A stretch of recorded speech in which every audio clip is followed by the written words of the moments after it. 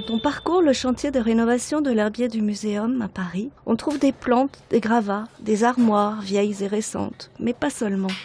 Ce chantier, c'est aussi beaucoup de papier et de messages. Des panneaux de chantier colorés, des indications de terrain élaborées et des notes de service écrites à la main. Ou encore, dans l'ascenseur historique, des règlements de sécurité intransigeants.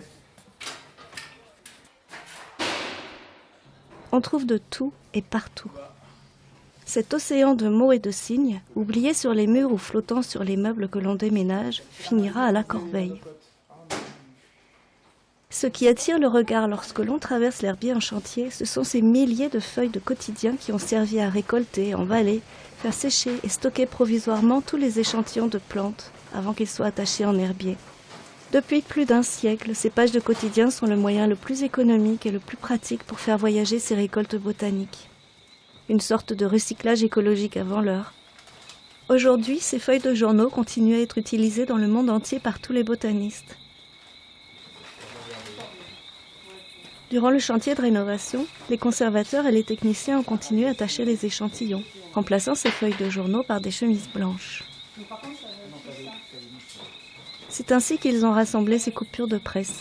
Entre les étagères des herbiers en restauration, elles sont affichées et racontent plus d'un siècle d'histoire contemporaine, la grande comme la petite. Aux côtés des réclames se trouvent punaisées des caricatures de politiciens. Les tortionnaires de la Seconde Guerre mondiale font face aux faits divers des années d'après-guerre.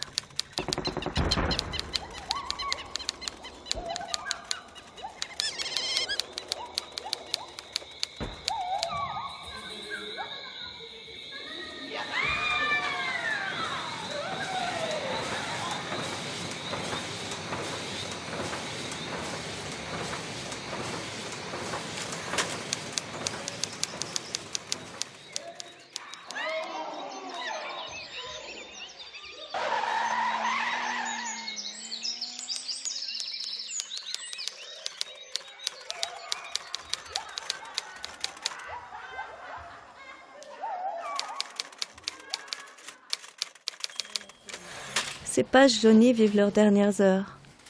C'est le moment de quitter les lieux, de partir en expédition pour récolter d'autres échantillons et rapporter d'autres nouvelles du monde.